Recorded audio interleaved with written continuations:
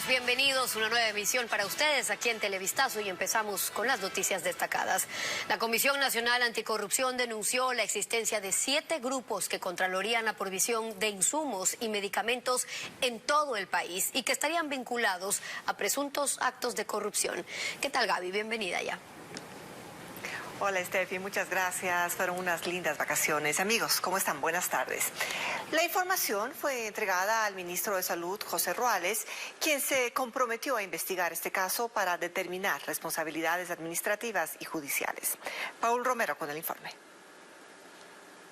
La provisión de insumos y medicamentos en el sector público estaría bajo control de una red integrada por 7 grupos vinculados con presuntos actos de corrupción. Esta fue la denuncia que presentó la Comisión Nacional Anticorrupción. La documentación que sustenta la investigación fue entregada al ministro de Salud, José Ruales. En 7 grupos muy puntuales, nombres y apellidos y la estructura que está organizada para el asalto en este país, que ha estado organizada para el asalto desde muchos años atrás. Creemos que es bueno conocerlos para que se tengan las precauciones y los recaudos indispensables. Son decenas de millonarios contratos que el sistema de salud pública ha firmado con estos grupos desde el 2016. No se mencionó los nombres de los involucrados y tampoco el monto del perjuicio al Estado. Según la comisión, esta presunta red tendría también bajo control la provisión de medicina e insumos a todo el sistema de seguridad social. Pero estos grupos además delinquen y atracan en el IES. Entonces, cuando les ponemos en el ojo en el Ministerio de Salud, hacen su retirada en grupo al IES y viceversa. De tal forma que nos parecía de enorme trascendencia que el ministro conozca este asunto.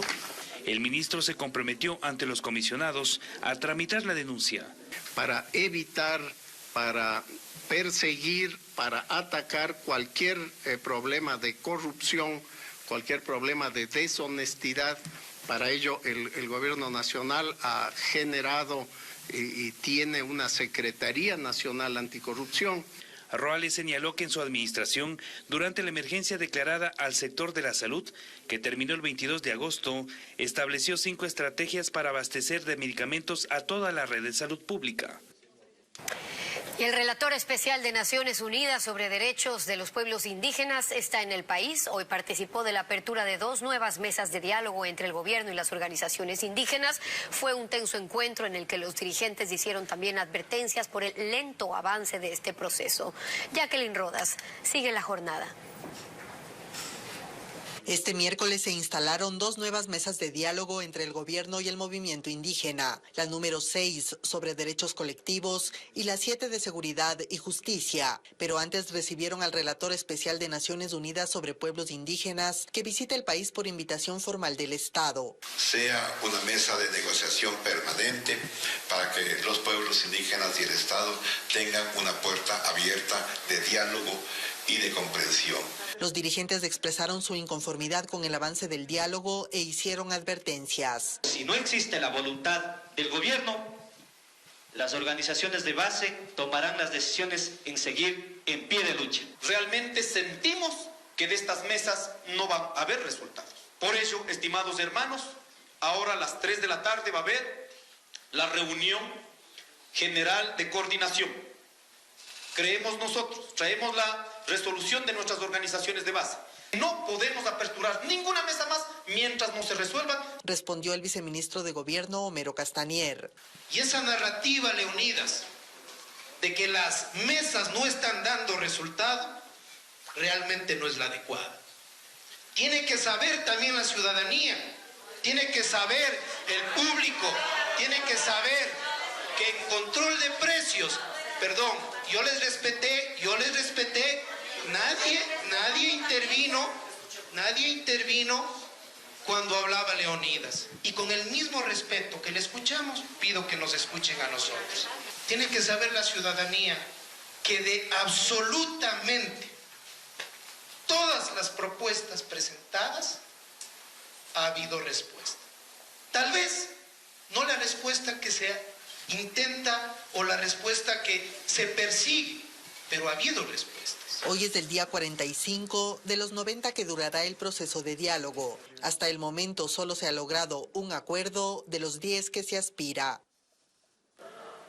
11 años después de haber emitido dictamen en contra del diario El Universo y Emilio Palacio por un artículo de opinión, el Consejo de la Judicatura suspendió al juez Juan Paredes Fernández. Según el Pleno de la Judicatura, hubo presunta negligencia en el proceso llevado a cabo en 2011. Se denunció que el fallo en contra del medio de comunicación fue redactado en una computadora fuera del juzgado con el nombre de usuario Chucky7.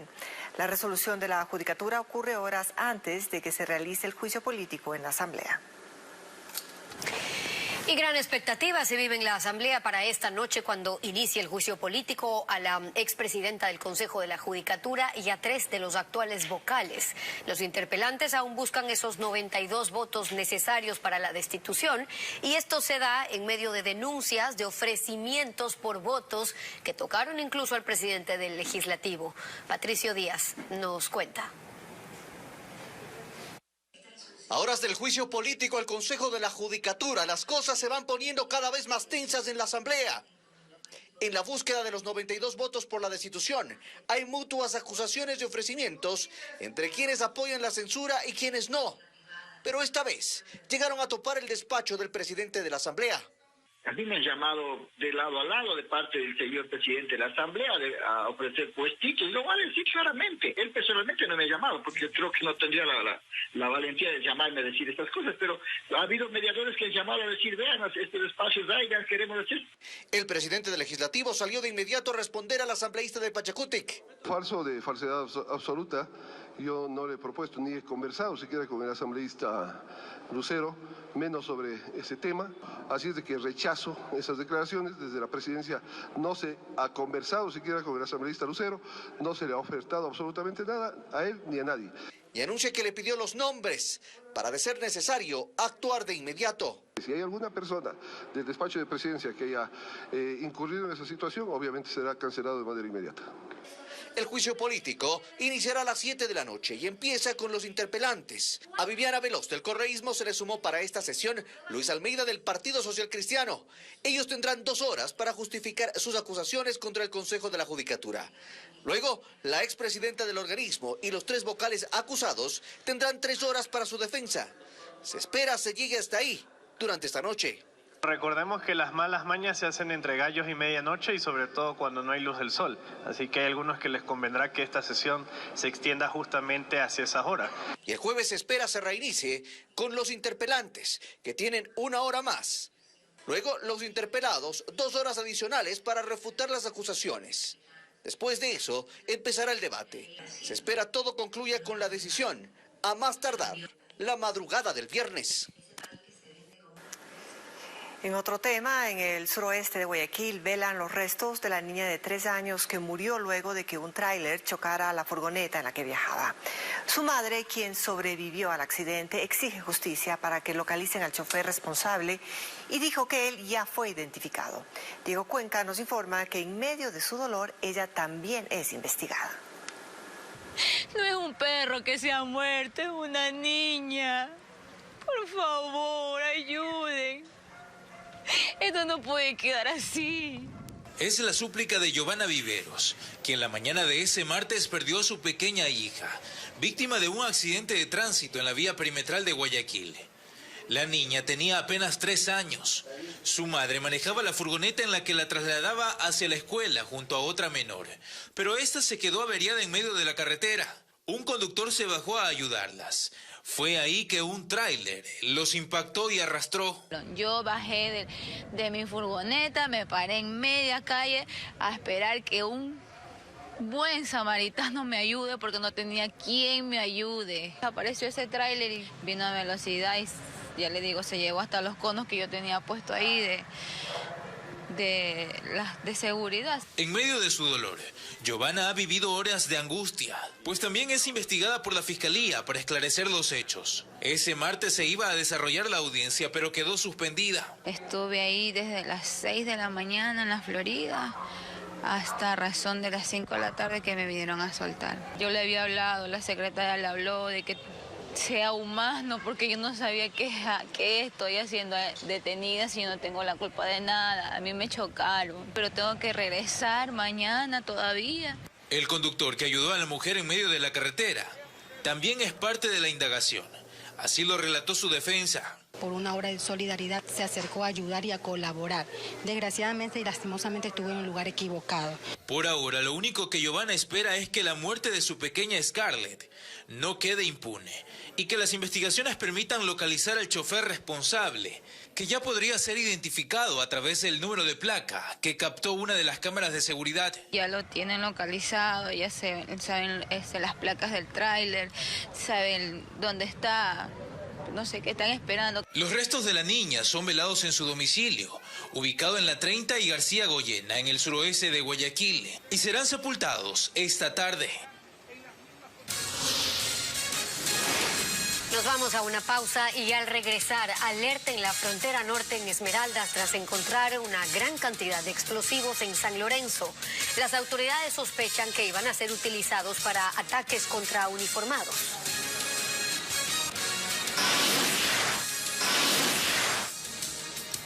También, mañana se habilitará la página de registro para la regularización de ciudadanos venezolanos y de otras nacionalidades. Las autoridades explicaron cómo será el proceso.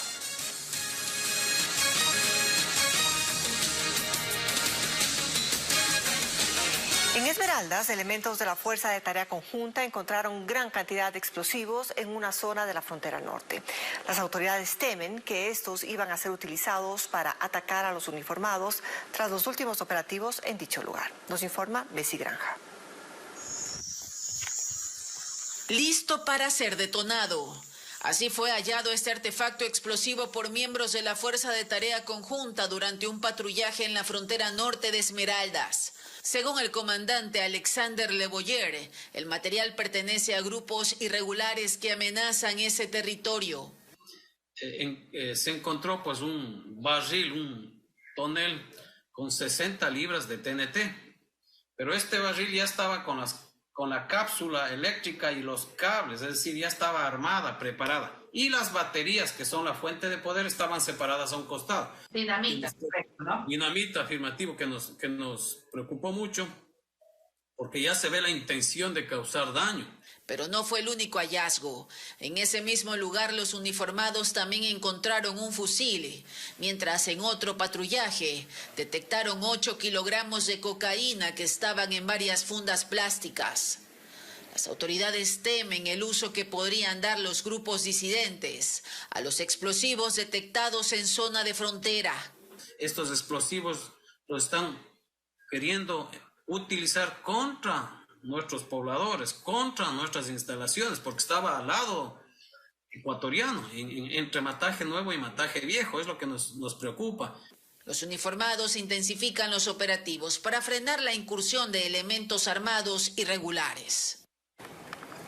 Este jueves iniciará el proceso de regularización de ciudadanos venezolanos que residen en el Ecuador y para la entrega de visas temporales se tomará en cuenta sus antecedentes penales. Fabiola Santana sigue este tema y les contamos ahora.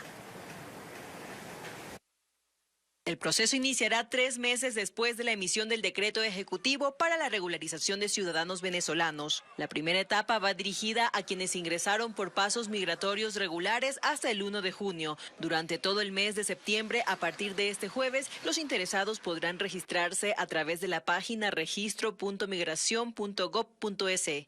Que una vez que se revise la información, se emitirá el certificado de permanencia migratoria, es lo que le va a permitir continuar y avanzar a la segunda etapa. Esto es solicitar la visa temporal durante el mes de octubre y la cédula de identidad en noviembre. Para la visa se tomarán en cuenta requisitos como los antecedentes penales. Nosotros como ecuatorianos necesitamos un país ordenado y seguro y este es uno de los mecanismos que nos va a llevar a esta meta.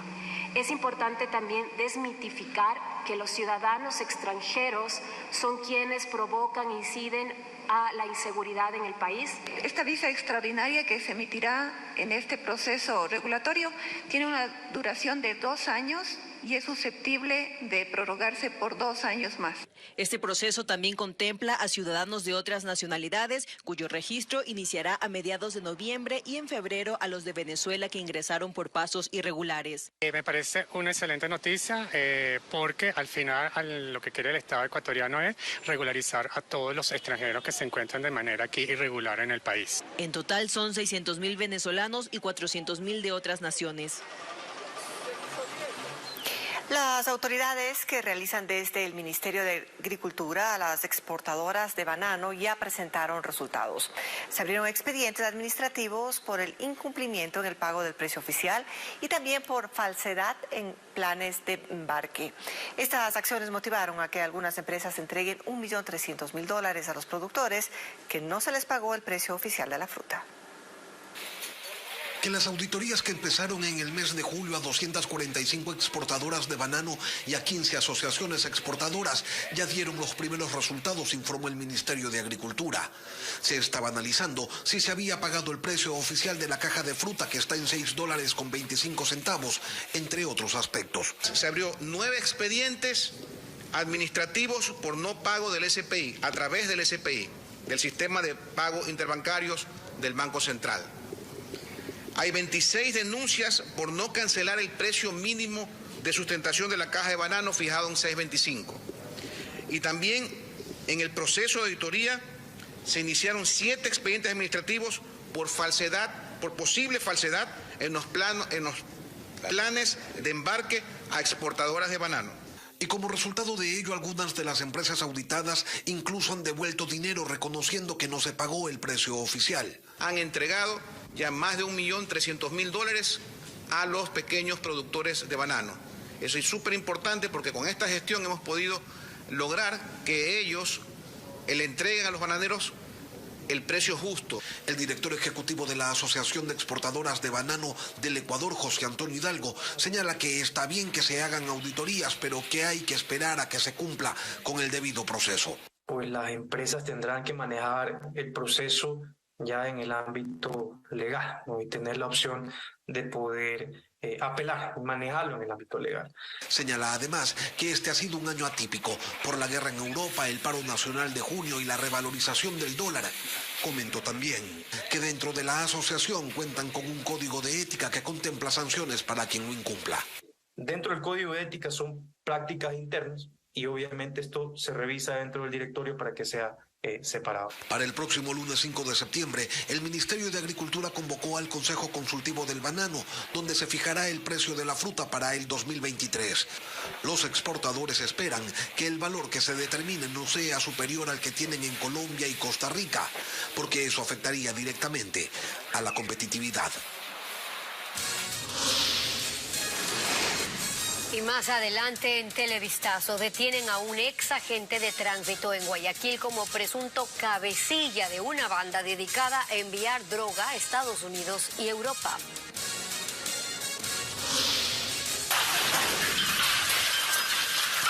Además, sorpresiva granizada en España deja a una niña fallecida y decenas de heridos. Las enormes bolas de hielo además dañaron parabrisas de vehículos y techos de viviendas. Más noticias para ustedes a esta hora. 4 detenidos y casi media tonelada de droga es el resultado de un operativo de la Unidad de Investigación Antinarcóticos en el sur de Guayaquil. Merlin Ochoa nos informa que entre los capturados hay un exfuncionario público. Luego de 2 meses de investigaciones, la policía capturó a estas 4 personas acusadas de pertenecer a una organización que enviaba cocaína hasta Estados Unidos y Europa. Los agentes de la Unidad de Antinarcóticos allanaron este galpón en el sur de Guayaquil. Ahí la droga estaba dentro de cartones. En total había casi media tonelada de cocaína. Estamos hablando de 5 millones de dosis y de igual manera con un precio en el mercado internacional de $1 millón. Pero, ¿cómo ¿Cómo operaba? La droga colombiana llegaba a Guayaquil en camionetas con doble fondo. La cocaína era desembarcada en casas o fábricas ubicadas en el sector del Guasmo, cerca del puerto de la ciudad. Y por las noches los narcos colocaban la cocaína en lanchas para luego llevarla hasta los buques y en el mar contaminar los contenedores. Se conoce que ellos, a través de lo que son los laboratorios que están en el sur de Colombia, ingresan al Ecuador por el norte y obviamente se dan los modos para trasladar lo que es este alcaloide acá a Guayaquil. Uno de los detenidos es exfuncionario público. Trabajó hasta el 2020 en la Agencia de Tránsito Municipal y según las autoridades, él es clave en esta investigación. Michael Bryan es el líder y el encargado de buscar lo que son bodegas para acopiar el alcaloide. En su cuenta de Twitter, la Fiscalía indicó que entre lo decomisado están 2 vehículos y 2 motos en el sur de Guayaquil. Uno de los detenidos registra antecedentes penales por robo. En lo que va del año en el país se han decomisado 135 toneladas de droga. 66 de ellas fueron aprehendidas en Guayaquil. 2 personas resultaron heridas tras una balacera dentro de un bus urbano en el norte de Guayaquil. Ocurrió cuando 4 delincuentes se subieron al vehículo para asaltar sin percatarse que en el vehículo iba un policía y uno de los sospechosos quedó detenido. Tenemos un recuento de los hechos. El hecho se registró anoche en la autopista Narcisa de Jesús Martillo, norte de Guayaquil. 4 delincuentes se subieron a este bus de la línea 70 para robar. Sin embargo, no se dieron cuenta que a bordo iba un policía. Y gracias, como digo, insisto, a la valiosa actuación del compañero se pudo evitar el robo, pero lamentablemente al mismo tiempo hubo un cruce de balas aparentemente y hay 2 personas heridas. Aguántame, yo de la ambulancia, de la ambulancia. Tras el enfrentamiento, 2 hombres resultaron heridos. En video quedó grabado cuando uno de ellos intentaba levantarse del piso, manchado de sangre. Yo me levanté del susto y con el policía lo cogimos a uno, tenemos a uno, ese que lo llevaron preso ahorita y le quitamos el arma. El incidente dejó alarmados a los pasajeros y al conductor del bus, quien indicó que los atracos en esa zona del puerto principal ocurren a diario. Solo este mes, la policía contabiliza un total de 492 robos en Guayaquil, Durán y San Borondón. Producto de todos los días. Uno sale a trabajar, pero no se sabe con lo que le espera en el camino. Cojo en el país, en la parada de la metrovía, los pasajeros y se subieron revueltos con los pasajeros. Siempre en la 70 roban, en la 70 y en la 154 en vez en cuando, más en la 70 que roban siempre. Por ahora se analizarán los videos de las cámaras de seguridad del carro para determinar quién inició las detonaciones y poder identificar a los sospechosos que huyeron. El detenido fue llevado hasta la Fiscalía para la respectiva audiencia de formulación de cargos. Seguimos con más aquí en Televistazo. Hubo alarma en Santo Domingo durante el sepelio de un integrante de la banda delictiva R7. Mientras realizaban la procesión hasta el cementerio, se registraron disparos al aire e incluso sujetos armados asaltaron a los transeúntes, lo que terminó en un operativo policial. Harta bala aquí, harta bala. Ocurrió la tarde de este martes, cerca del redondel de la Orangina en Santo Domingo, en el sector del colegio Colpín, por donde circulaba una procesión fúnebre. Varias personas despedían a un ex integrante de la organización delictiva R7, quien fue abatido el lunes por un agente durante un intento de asalto. De repente alguien hizo varios disparos al aire, en una especie de homenaje para despedir al difunto. Pero muchas personas se asustaron y empezaron a correr. Cerca del lugar, testigos cuentan que de repente varios sujetos en moto llegaron y amenazaron a las personas del sector. Pero en el área se realizaba un operativo de la policía y las Fuerzas Armadas, por lo que los uniformados rápidamente se desplegaron para revisar a personas y vehículos. La situación volvió a la calma minutos después, aunque aún se desconoce si hubo detenidos, pues las autoridades no hicieron declaraciones en ese momento. Delincuentes armados irrumpen en una vivienda y roban a un grupo de personas. Un hecho que ocurrió en el cantón Santa Lucía, en Guayas. Tras este asalto, los ladrones huyeron junto a un tercer implicado que lo estaban esperando en una moto. Les contamos. Las imágenes captaron cuando estos 2 asaltantes caminan directo hacia sus víctimas. Irrumpen en la vivienda y en el portal uno de los delincuentes amedrenta a una mujer, mientras su cómplice ingresa y apunta con un arma a las personas que estaban en el interior del inmueble. 5 de ellos corren hacia adentro en un intento por refugiarse del asalto, pero los ladrones se quedan ahí mismo y le roban el dinero y las pertenencias a una señora. También se dan tiempo para recorrer algunos rincones de la casa. En la parte exterior los espera su cómplice, que llegó en una moto, y luego de 50 segundos ambos delincuentes salen de la vivienda y huyen.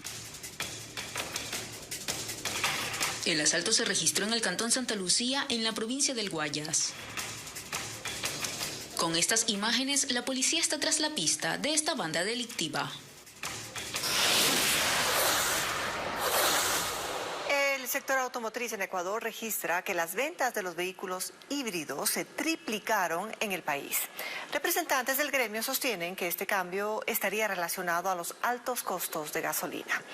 Así lo anunciaron en el Auto Show, la feria de carros que anoche se inauguró en Guayaquil. Son 40 marcas de vehículos que desde este martes se exhiben en la Feria Auto Show en Guayaquil, pero esta vez se refuerza la oferta de modelos que ahorren o simplemente que no consuman combustible debido al incremento del precio de la gasolina en Ecuador. Eso ha tenido sus efectos porque las ventas de los carros híbridos crecieron. En el 2021 se vendieron 1.733 unidades en el país y en lo que va de ese año van 4.052. Así lo anunció el presidente de la Asociación Ecuatoriana Automotriz. Y en el caso de los híbridos son carros con muy poco consumo de combustible y eso lo que estamos buscando es que los carros que tengamos sean mucho más baratos de mantener y de usarse. El interés en los híbridos es porque funciona con un motor eléctrico y uno a gasolina. Su combinación hace que genere la energía necesaria para que el carro ruede. Estamos reforzando la oferta de híbridos. ¿Por qué? Porque el consumidor ecuatoriano todavía tiene que adaptarse a un vehículo que si no lo carga y se queda sin electricidad pueda usar combustible para no quedarse botado. Otra de las alternativas son los vehículos 100% eléctricos, que para que funcionen necesitan ser cargados con 220 voltios. Bueno, es que en la actualidad la gasolina está subiendo a cada rato. La tendencia es los autos eléctricos. Eso es lo que vamos a llegar todos. La comercialización de estos autos, en cambio, aún no despuntan, pues en ese 2022 solo se han vendido 150 unidades en el país. Falta un poco más de apoyo del gobierno, de incentivos por el uso de carros eléctricos. Los carros eléctricos siguen siendo tecnologías costosas, pero se necesitan electrolineras. Las marcas asiáticas lideran las ventas de todo tipo de carros. A escala nacional, el Auto Show abrirá sus puertas hasta el domingo en el Centro de Convenciones de Guayaquil. Los 34 planteles municipales de Quito están listos ya para recibir a los estudiantes desde este jueves. Los alumnos deberán portar el uniforme respectivo y en el caso de las niñas y jóvenes, la falda será opcional. Andrea Báez nos cuenta los detalles. Tienen las fotos, los uniformes y la documentación en regla. Así los padres de familia y alumnos se alistan para el nuevo periodo escolar. Tengo una niña que ingresa a octavo de básica y tengo un niño que va a sexto de básica. Estoy ya intentando terminar la legalización de las matrículas para luego continuar con la compra de uniformes y lista de útiles. Cerca de 29.000 estudiantes regresan a clases en 34 planteles municipales de Quito. La Secretaría de Educación señala que nuevamente será indispensable el uso de uniformes escolares. En el caso de las alumnas es opcional la falda. Que se mantengan los uniformes tradicionales de cada una de la institución con el argumento, vuelvo y repito, que es parte de la identidad que cada institución municipal tiene. Utilicen falda o utilicen pantalón. Entonces eso ya es de acuerdo a cómo se pongan de acuerdo padres de familia, estudiantes y la institución educativa. En cuanto a infraestructura, según el secretario de Educación, todos los planteles han tenido mantenimiento y están aptos para recibir a los alumnos. Ha entrado en procesos muy fuertes de mantenimiento, de restauración de la infraestructura, mejora del equipamiento y de los espacios verdes, recreacionales y deportivos de los establecimientos educativos. Y también todo esto de las medidas de bioseguridad. Este año se amplió el número de cupos en escuelas y colegios municipales ante la alta demanda de postulantes. Y una gran noticia, 9 ecuatorianas visitarán el Space Center de la NASA en Estados Unidos, en Houston, para impulsar el conocimiento y empoderamiento de las mujeres. Ana María Palacios nos cuenta las historias de estas niñas. Estoy lista, Ecuador. Alejandra Juárez tiene 12 años, es de Guayaquil y es parte de la primera tripulación ecuatoriana de niñas que viajará a la NASA en Estados Unidos. Está cumpliendo uno de sus más grandes sueños. Que lo he tenido desde muy pequeña, así que para mí es un gran orgullo ser ecuatoriana y poder ir para allá. Ella junto a otras 8 niñas de 9 a 14 años de escasos recursos económicos son parte de este programa que es una iniciativa de la Fundación Colombiana She's, con el apoyo de la Fundación Ecuatoriana Mujeres Sin Límites y la organización de la expresidenta de Ecuador, Rosalía Arteaga. Han sido seleccionadas porque cada una tiene una historia. Son niñas que son brillantes académicamente, son niñas que son líderes en su entorno estudiantil. Han recibido clases virtuales durante 5 meses con altos directivos de la NASA. Para Alejandra no solo es una experiencia educativa, sino también personal, porque ha aprendido sobre la equidad de género. Las mujeres tenemos muchas capacidades al igual que los hombres y también necesitamos que nosotras también seamos reconocidas. Alejandro Juárez dice que su hija desde muy pequeña siempre le ha gustado la ciencia y espera que continúe demostrando su talento. Creo que esta es una gran oportunidad de todo ese conocimiento que ha ido adquiriendo poco a poco lo pueda ir madurando, incrementando y por qué no contribuir a su regreso. Es el cariño, la unión de la familia Cunachi Soria, al despedir a Milagros, la adolescente quiteña de 14 años, quien también fue seleccionada de entre 1.200 postulantes después de pasar por un riguroso proceso. Quiero decirle a las niñas que lo hagan, cumplan sus sueños, no importa lo que digan los demás, importa que ustedes quieran lograr que sea lo que quieran. Si hacen algo y tienen miedo, que lo hagan con miedo, porque el miedo no les va a detener. Su madre, Guadalupe Cunachi, ve una gran oportunidad para su hija que viajará con jóvenes de todas las regiones del país, incluida la Amazonía. En acompañarle en este proceso he ido entendiendo que ella tiene que ser un agente de cambio. Ese es el resultado, digamos así, de esta inmersión en la NASA. Un proyecto que sin duda transformará la vida de estas niñas que viajarán dentro de 2 días y recorrerán las instalaciones de la NASA.